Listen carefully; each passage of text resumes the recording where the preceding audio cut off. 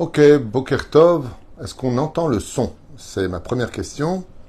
Bezrat Hashem, nous sommes aujourd'hui le mercredi 13 du mois de septembre et le Kaf Zaïn du mois de Elul. À 3 jours donc de Slichot, comme je le disais juste avant, mais on a eu un problème technique. Donc on recommence. Bezrat Hashem, pour aller plutôt vite maintenant.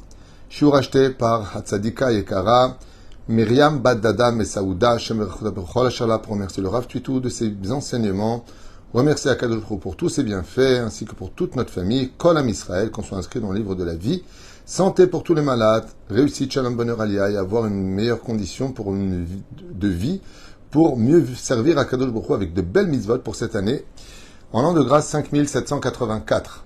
Oh, maintenant c'est bon. Apparemment, il y a un problème technique et maintenant on me dit que c'est bon. Alors on va commencer tout de suite ce shiur. Je vous disais tout à l'heure qu'il y a une bonne nouvelle à propos de ce garçon pour qui nous avons prié. Une opération très délicate, Ishaï Abraham Ben Sarah.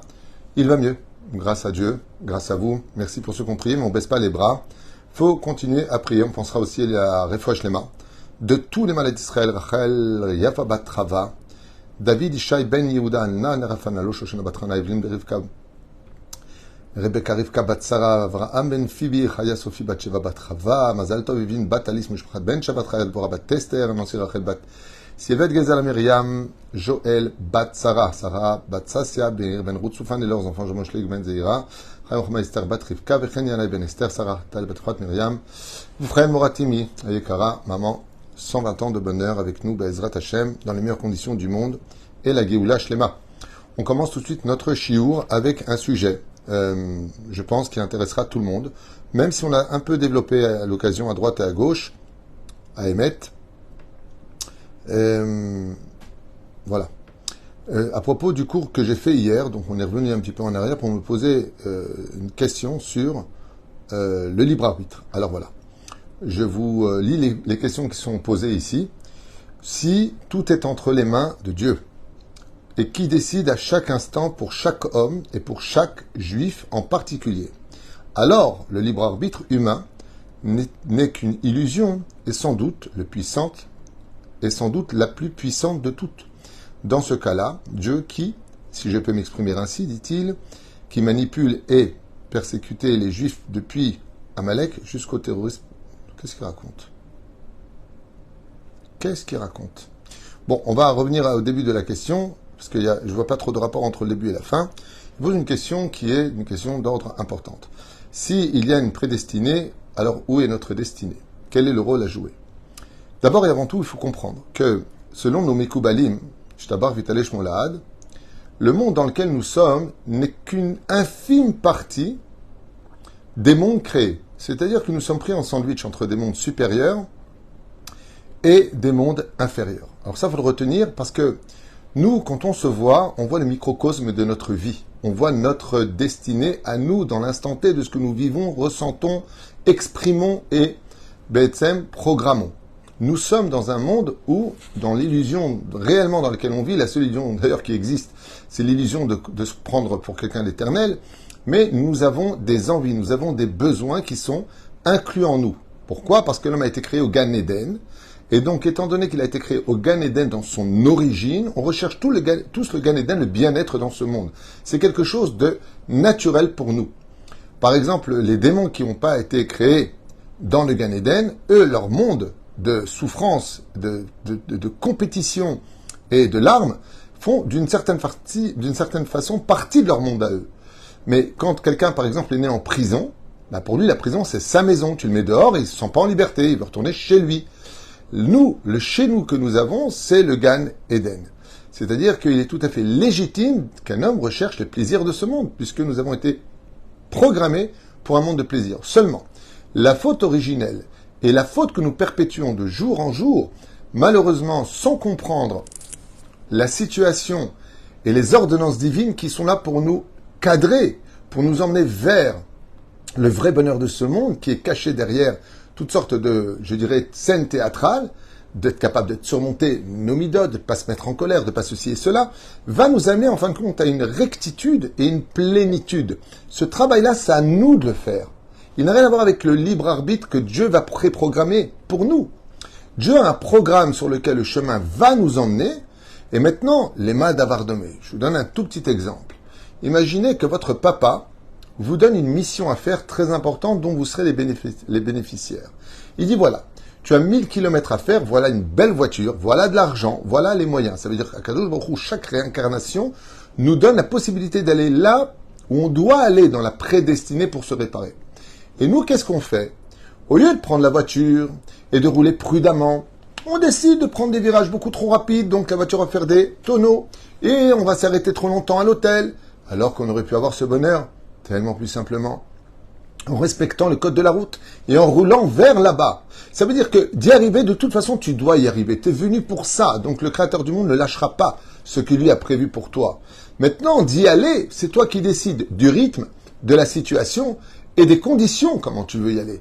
Alors si tu as de meilleures conditions, tu prends le portable et t'appelles papa, papa, j'ai pas assez d'argent pour ceci et cela, d'où le fait qu'on te demande la parnassa, le fait qu'on demande plus de santé, comme elle le demande dans son cours. Car nous donne les moyens de mieux le servir. Mais de toute façon, Ve'aya Ekev Tishmeun, le dernier mot, c'est Dieu qui l'aura. Et c'est pour cela qu'il n'y a pas de réponse tellement claire à propos du libre arbitre entre ce que Dieu nous prédestine et ce que nous allons faire. Nous avons le choix. Regardez ce qui est marqué dans le paracha que nous allons lire.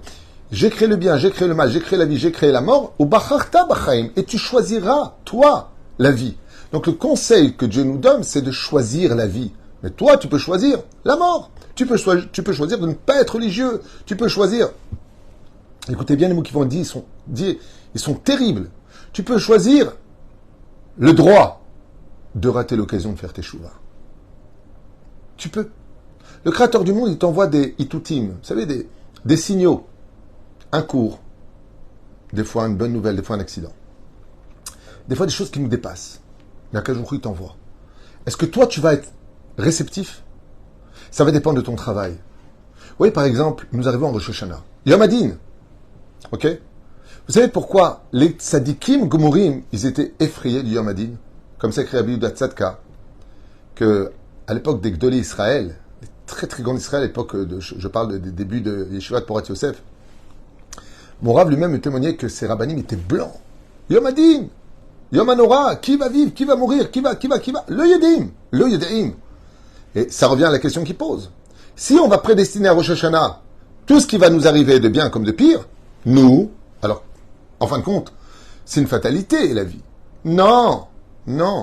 Parce que le jeu de cartes est entre tes mains. C'est à toi de donner les cartes au Créateur du monde, les dossiers au Créateur du monde. C'est à toi de créer ta défense. Et ça, c'est pas dépendant de Dieu, c'est dépendant de toi. Et c'est pour ça qu'on commence les slichot avec Ben Adam, Malechan Yirdam, Koum, Kera Betachanunim. Qu'est-ce que t'es en train de dormir? Lève-toi, mets un réveil. Si tu veux pas te réveiller, c'est comme quelqu'un un jour, il m'a dit, j'ai pas réussi à me lever à la prière. Je lui ai dit, ah bon? T'as mis un réveil, t'as fait quoi? Sa femme me dit, ah non, pas du tout. Il a fermé les volets depuis la veille. Et là, il a justement pas mis le réveil. Donc, tu as montré par là que tu comptais pas te lever. Si tu fermes les volets, tu mets pas le réveil et tu dis je comptais me lever. Tu te moques de qui? Quand on veut se lever, on s'offre les conditions pour cela. On ferme surtout pas les volets. Et puis surtout, on met le réveil. Et puis on regarde. On se réveille un peu plus tôt. Si vraiment tu veux, tu peux. Mais t'avais pas envie. Est-ce que Akadosh Baruch Hu, il veut que tu ailles à la synagogue le matin ou il veut que tu dormes d'après toi? Pose-toi la bonne question. On le dit tous les matins dans les Seder et Korbanot. Qui profite de ce monde et de l'autre? Celui qui se va à la synagogue, mais Badaï, Kadosh Baruch Hu nous dit, Zohar Kadosh, viens tous les matins voir pourquoi tu n'es pas venu à la synagogue. Est-ce que tu as une raison valable de ne pas être venu? Est-ce que tu étais vraiment anous, patre? C'est-à-dire, est-ce que tu étais hors service pour pouvoir y arriver ou y accéder? Sur chaque chose, le Créateur du monde nous a donné des armes. Le temps que tu veux les utiliser ou pas, ceci est entre tes mains. Dans les mondes parallèles, ce que je vous disais tout à l'heure, qui est un sujet très prenant, je vous dis franchement, il faut savoir qu'il y a des hiérarchies dans lesquelles les anges vivent. À quoi ça ressemble? Imaginez un énorme building, énorme, ok? Vous avez le PDG qui est en haut, celui qui a les clés de tous les bureaux, et celui qui a les décisions finales. C'est le patron. Donc on parle de Dieu dans l'occurrence. Il donne un ordre. Il donne un ordre parce qu'il veut que en bas, je parle du parking, eh bien, 3 places soient réservées pour ses invités. Est-ce que de son bureau, quand il va le dire, on va le réserver en bas? Pas du tout. Regardez ce qui va se passer. Le PDG appelle sa secrétaire. Il appuie sur le bouton, il lui dit pour Naomi dans le bureau. Naomi arrive, et puis il lui dit, voilà, j'aimerais que vous préveniez le gardien que vers 10h vont arriver 3 invités. Je veux que le parking numéro 12, 13 et 14 soit réservé pour eux. Et ainsi donc, vous les préviendrez. Très bien. Qu'est-ce que fait Naomi? Elle appelle le gardien directement en bas, au nom du patron. Donc vous voyez que ce n'est pas directement du patron au gardien. Maintenant, une fois qu'elle a prévenu, elle reprend le téléphone et elle appelle la secrétaire des 3 clients qui doivent venir. Et les 3 clients qui doivent venir, la secrétaire, donc Naomi va dire à l'autre secrétaire, voilà, quand ils viendront, ils ont le parking numéro 12, 13 et 14. Si on comprend bien, entre le moment où le patron a donné l'ordre et le moment où ça va être exécuté, c'est passé par une personne intermédiaire qui va appeler une autre personne intermédiaire, qui va faire le travail de l'autre personne intermédiaire. Mais d'un coup, le téléphone ressonne. Et qu'est-ce qu'on lui dit? Oui, excusez-moi. Donc le patron dit, Naomi, j'écoute. Il lui dit, non, alors il y a un problème, ils sont 4. Ah, ok. Alors dites au gardien maintenant qu'il réserve aussi la place numéro 26 pour qu'il aille se garer dans le parking de l'immeuble. Et voilà qu'elle recommence. Mais qu'est-ce qui s'est passé? Entre le moment où lui, il a donné l'ordre et le moment où la secrétaire le rappelle pour dire, en fait, compte, ils ne sont pas 3, ils sont 4, il y a eu un changement de programme. C'est exactement ce qui se passe dans le monde du libre arbitre entre le patron, Dieu, qui a créé le monde, qui a créé l'univers, et les secrétaires, les anges, Raphaël, Gabriel, Uriel, tous ces malachim, qui sont extraordinaires, reçoivent des ordres, c'est comme les secrétaires. Chacun est ministre. Le créateur du monde, il dit par exemple à Dikar plus loin Nossa, qui est le ministre des Finances dans le monde d'en haut, c'est-à-dire, Akadosh lui dit, cette année, tu vas donc donner tant à telle personne. Il est responsable de cela. Il va donner ordre à une hiérarchie inférieure, jusqu'à arriver dans ce monde. C'est vraiment là ce qui se passe. Quand il envoie l'argent, donc le créateur du monde, il décide, il envoie l'argent. Notre libre arbitre à nous a décidé de ne pas venir à ce rendez-vous. Ou alors de venir avec plusieurs personnes à ce rendez-vous. Donc il va falloir changer les plans. Les plans sont toujours dans les mains du patron. Ok, alors réservez-lui la place 26 parce qu'il vient avec quelqu'un d'autre. Ou dans le cas échéant, non, en fin de compte, ils ne sont pas 3, ils sont 2. Donc, une place de parking en plus ne sert à rien. Libérez-la. Mais qui va décider de venir, de ne pas venir, d'annuler? C'est nous. Le patron, il va organiser chaque chose pour chacun de nous pour le meilleur, qu'on ait toujours une bonne place de parking, qu'on ne perde pas de temps, qu'on soit accueilli avec tout le respect qui nous est dû en tant qu'humain, surtout qu'on ne souffre pas, que tout soit parfaitement synchronisé. Mais d'aller au rendez-vous, de venir, de ne pas venir, ainsi de suite, ça c'est toi qui le décides. Et tout ça va dépendre de hiérarchie où les ordres ne sont pas directement accomplis. Pourquoi? Parce qu'il va se passer un problème. C'est que la secrétaire de ce client qui doit venir, peut-être qu'elle est mauvaise, peut-être qu'elle fait mal son travail, peut-être qu'elle en veut un des patrons. Ça, c'est pas dépendant de toi. Ça veut dire que peut-être que toi, tu as vexé quelqu'un. Et maintenant que cette personne qui est vexée, elle porte plainte, elle a créé un ange, dogmat nefesh.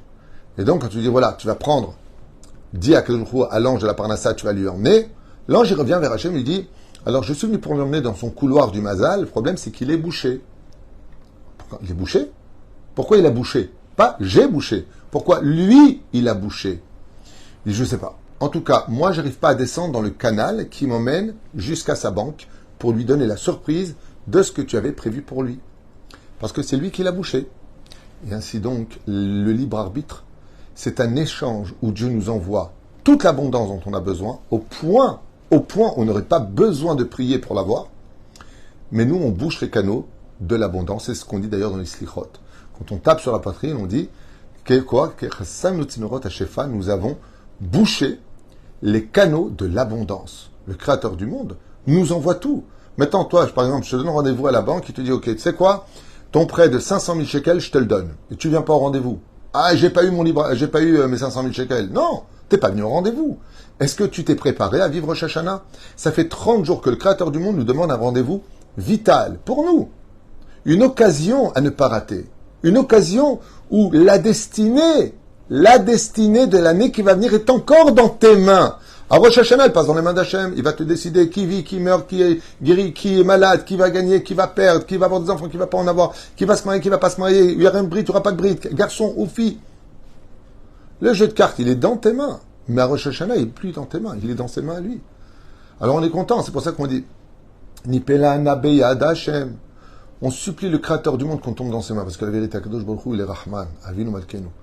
On sait que Dieu, il aime ses créatures, il nous aime, il va tout faire pour nous défendre, il va tout faire pour nous trouver des arguments. Mais de l'autre côté, j'imaginais un jeu, on joue au rami ou au poker. Je ne sais pas jouer à ça, mais c'est pas grave. J'imagine un petit peu comment ça se passe le poker, ok? Je te donne des mauvaises cartes. Je peux te reprocher de ne pas jouer bien? Je peux pas. Parce que si tu m'avais donné, je sais pas, 4 As, alors là, j'aurais pu jouer. Je sais pas, 4-3, je sais pas comment ça se passe, les paires et les machins. Mais imaginons que j'avais de bonnes cartes. Ben, je vais gagner le match. Je vais gagner mon jeu. Tu peux pas jouer au football si t'as pas de ballon, hein. Donc il faut que tu me donnes le ballon. Si tu veux que le jeu, que Akadosh Baruch Hu joue avec ton libre arbitre, donne-lui le libre arbitre. Et c'est ce qu'on dit toujours dans la prière. T'es noiros l'Elohim. Créateur du monde, il te dit, regarde, moi je veux bien jouer pour toi. De là-haut, je connais tout. Je peux tout t'aider, je peux tout faire. Et je peux tout faire. Mais il y a une chose que je ne peux pas faire, c'est venir pour toi au rendez-vous. Il y a un seul rendez-vous sur lequel j'irai te chercher que tu le veuilles ou pas. C'est le jour de la mort. C'est le grand Rosh Hashanah de la vie. Parce que tous les Rosh Hashanah que nous vivons, c'est une occasion. L'occasion de racheter. Et pour ça, il faut y croire. Si tu crois en Dieu, c'est assez intelligent pour comprendre que le monde ne s'est pas créé, tiens, d'un coup des univers, d'un coup des trous noirs, d'un coup des planètes, d'un coup une planète bleue avec qui tourne sur elle-même à 1600 km autour du Soleil. Enfin, si tu imagines que tout ça n'est pas le fruit du hasard, qui se serait auto-créé, hein, comme un abruti qui se dirait, tiens, ce chapeau s'est créé tout seul. Non, non, il y a un artisan, c'est du tissu, il a été travaillé, et il coûte de l'oseille. Résultat des courses, il y a tout un processus avant de le porter sur la tête, de voir une création, et tu comprends bien qu'il y a un chapelier qui l'a fait. Sinon, on ne va pas s'en sortir. Une cravate, c'est pas sorti tout seul. Comme je l'ai dit hier dans le cours, il y a une femme incroyable qui, d'une honnêteté en tout cas, qui m'a beaucoup plu et qui a fait une vidéo en disant non juive et non croyante. Mais elle a dit une chose, elle a dit les probabilités qu'il n'y ait pas de créateur sont aussi évidentes qu'une tornade aurait pu créer la voiture la plus moderne du monde. Elle dit, imagine une tornade. Imagine une tornade, d'accord? Quand ça passe, ça fait quoi? Ça détruit tout, c'est tohu vavohu, d'accord? Elle dit, c'est les mêmes probabilités que, imagine qu'une tornade crée une voiture la plus moderne du monde, la plus technologique du monde. Chaque chose qui se fait, qui se fait, qui se fait. C'est du même niveau. Elle a dit, il est impossible maintenant qu'on comprend de mieux en plus l'univers et le monde dans lequel on est, il est évident qu'il y a un créateur. Elle a dit dans la vidéo, je ne sais pas s'il s'appelle Dieu, il y a quelqu'un. Il y a quelqu'un derrière tout ça qui a créé ça, parce que même la plus parfaite des montres, d'un horloger le plus parfait, la plus minutieuse, n'aurait pas pu créer à la perfection des perfections des perfections ce que l'on découvre de l'univers. C'est impossible qu'il n'y ait pas de créateur. Alors à chacun, lui, il va l'appeler comme ça, lui, il va l'appeler tel nom, lui, il va l'appeler tel nom. Les scientifiques l'appellent le grand hasard. Mais il est évident qu'il y a Dieu. C'est évident qu'il y a une vie après la mort, sinon ce monde ne voudrait rien dire. C'est débile tout ce qui se passerait. C'est pas parce qu'on n'a pas de réponse à toutes nos questions que les réponses n'existent pas. Et la preuve en est. Toutes les hypothèses qui ont été émises ont été retirées pour certains cas et confirmées pour d'autres cas. On vit dans un siman she'ela, dans une question. Mais ce qui est sûr et certain, c'est que des fois, c'est nous qui avons le droit d'exprimer la réponse. Le mot teshuva veut dire réponse. Le mot teshuva veut dire réponse. Ça veut dire que des fois, c'est à nous de donner les bonnes réponses. Est-ce que tu veux vraiment faire teshuva? Est-ce que tu veux vraiment que ta vie s'arrange? Est-ce que tu veux vraiment non plus dire que tu crois en Dieu, mais vivre que tu crois en Dieu? Cette notion paraît anodine, mais elle veut tout dire. Et c'est pour cela que pour répondre à ce que nous faisons, par exemple, il dit, alors qu'est-ce que tu fais d'Amalek, qu'est-ce que tu fais de la Shoah, qu'est-ce que tu fais tout ça, la prédestinée, alors quoi, c'est fatalité. Les mains d'Avardomé, j'aimerais vous donner un exemple clair, net et précis. Tout le monde sait bien, très bien c'est quoi un pitbull ou un hamstaff. Tout le monde sait très bien ce qu'est un chien, un berlinois ou un berger allemand, ou peu importe, un bulldog, peu importe. Imaginez qu'il s'agisse ici d'un chien d'attaque. Un chien de la police, un chien de l'armée, un chien de sécurité. Tu as le propriétaire du chien, donc le maître du chien qui te dit « T'approches pas du chien, il mord ».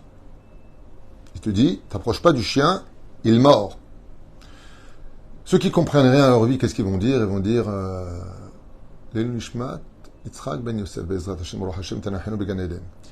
il va te dire ah bah tu vois, le chien mord, il va me mordre. Non, non, non, non, non, non. Le maître chien t'a dit ne t'approche pas du chien, n'approche pas ta main, il va te mordre, il est dressé pour ça. Et lui, qu'est-ce qu'il fait? Il dit, oui, moi, je n'ai rien à faire, je fais ce que je veux. Je veux le caresser. Bah, caresse. Aïe! Il m'a mordu! Aïe, aïe, aïe, j'ai trop mal! L'autre, qui regarde la scène, de toute façon, c'était une fatalité. Lui, il t'a dit qu'il mord.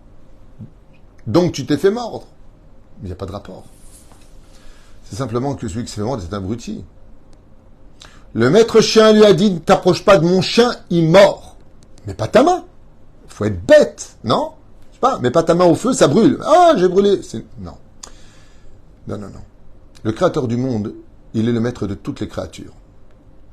Les créatures qu'il a créées sont des créatures sur lesquelles il nous dit, ne fais pas de géomancie, n'invoque pas les morts, ne joue pas au Ouija, ne joue pas avec les mondes parallèles, n'ouvre pas les portes.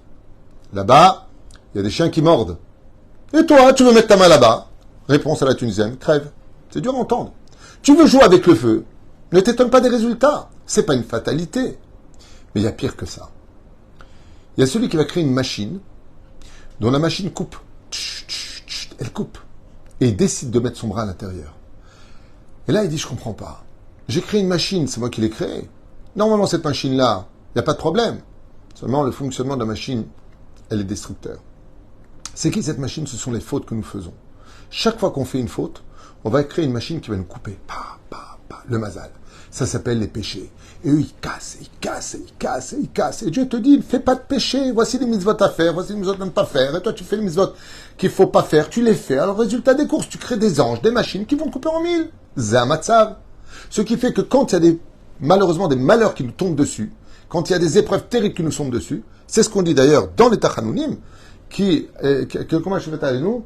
Comment c'est marqué là-bas? J'ai toujours ce problème de souvenir. Regardez ce qu'on dit d'ailleurs dans les Tachanounim, je vous le lire à toute vitesse, pour vous faire perdre de temps. Qui émet asita va nahnu urshanu. Voilà ce qu'on dit. Qui émet asita, car tu n'as fait que des vérités. C'est quoi les vérités d'Hachem? C'est de nous prévenir de ce qui est bon et pas bon. Tout comme vous allez prêter la voiture à votre fils. Ok? Vous allez lui dire, mon fils, roule doucement. Roule doucement, je t'aime, roule doucement. Tu lui prêtes ta voiture. Et lui, il roule, mais comme un malade. Chazve shalom, il fait un accident. Et le père, il s'en veut. Mince, c'est à cause de moi, parce que je prêtais ma voiture. Dans ce cas-là, il ne fallait pas l'amener au monde, parce que si tu pars de ce principe, tu sais que quand tu amènes un enfant au monde, tu l'amènes à mourir un jour ou l'autre, à 120 ans. Mais qui annonce la vie, annonce la mort. C'est débile de parler comme ça. Mais par contre, si lui, il met fin à sa vie, alors il est évident que tu n'y es pour rien. Dans l'instant T, je parle de toi-même. Mais la reine, regardez ce qu'on dit ici. Ve'ata tzadik al kol haba alenu. Car toi, tu es tzadik sur tout ce qui nous arrive. Pourquoi? Tu nous as prévenus. Soyez shomer Shabbat. Mangez kasher. Arrêtez de parler des uns et des autres. Apprenez à vous aimer. C'est dans les textes. Qui émet ta sita, car tu n'as fait que la vérité à Hachem. Tu n'as joué qu'avec les cartes qu'on t'a données. Va'anachnu irshanu. Et c'est en réalité nous qui avons créé nos propres malheurs. C'est pour ça qu'on doit regarder dans nos propres actions. Et si vous me dites, oui, mais attends, il y a aussi des tzadikim qui payent pour les autres, vous avez raison. J'ai souvent donné cet exemple. N'oubliez pas un détail. Un jour, un homme a emprunté de l'argent à la mafia. Shukafor, Hashem Shmor Verachem, la dernière des choses à faire au monde. D'abord, il y a des ribiotes sourds de prêter avec intérêt, et puis Hashem Shmor Verachem, il ne faut jamais avoir affaire à eux. Mamash, jamais. C'est comme des hyènes, ces gens-là. Et résultat, il s'est emprunté de l'argent, il n'arrive pas à le rendre. Alors la mafia vient le voir, parce que c'est la mafia, et il lui dit, il faut rembourser. Le problème qu'il a, il dit, bah, écoutez, prenez ma vie, ça me rendra un service, parce que j'ai plus rien, je n'ai rien. Vous allez me prendre quoi? La voiture, ils me l'ont pris. Le gouvernement l'a pris. Vous voulez quoi? Me prendre quoi? Les cours, je n'en ai pas. Tu peux me donner 100 shekels pour Shabbat? Et lui, t'inquiète pas, l'argent, on va le récupérer. Dis-moi, au fait, Moshe, c'est ton frère? Alors il lui dit, quel rapport avec mon frère Moshe?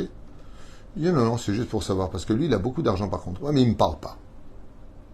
Donc je ne peux pas lui demander de l'argent. Lui, toi, tu ne peux pas lui demander, mais nous, on va lui demander. Le soir arrive, il tape à la porte de Moshe, qui est très surpris de voir 3 hommes balèzes comme ça, très menaçants. Bonjour, vous appelez bien Moshe un tel? Il dit oui. Alors sachez, monsieur, que votre frère a emprunté de l'argent chez nous, les intérêts sont montés très haut. Vous avez jusqu'à demain soir pour payer sa dette, sinon, on le tue. Moshe est défait de la situation, très en colère. Il dit bon. Il se rappelle de son père et sa mère. Il se rappelle que son père lui a dit, si tu veux vraiment que je sois heureux dans le monde d'en haut, veille sur tes frères. Et lui, il a les moyens.